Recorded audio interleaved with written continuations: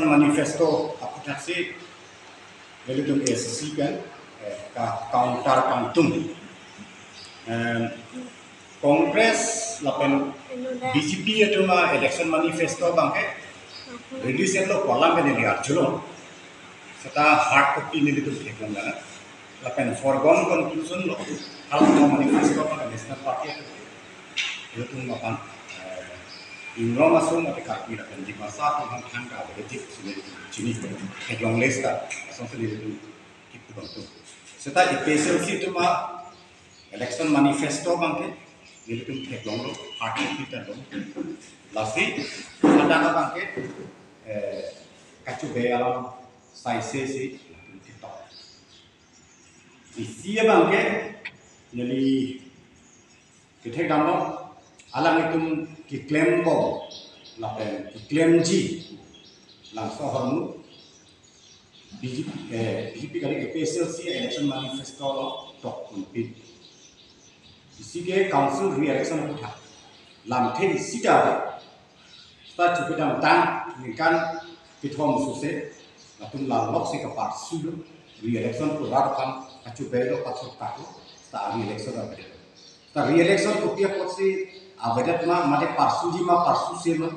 wala ta IPSLC ya election manifesto lo. Ini nama bangke, latung kulo non tribal amendment bangke, voter list kan ingkang itu, lapen non tribal itu di election tak terjadi. Halah bangsa alam tak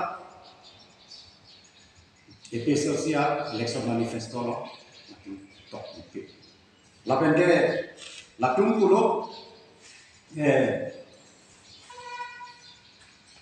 high court lo nak kes hanya tu. La re-election nak kes tak. Lapen ke halah 6 paragraph 2 sub paragraph 7. Ane la voter list itu council rules di Islam la pente cici ada pan orang pan non ada pan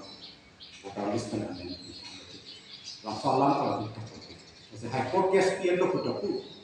higher lo kudapu sebagai higher order plan itu kirema order plan itu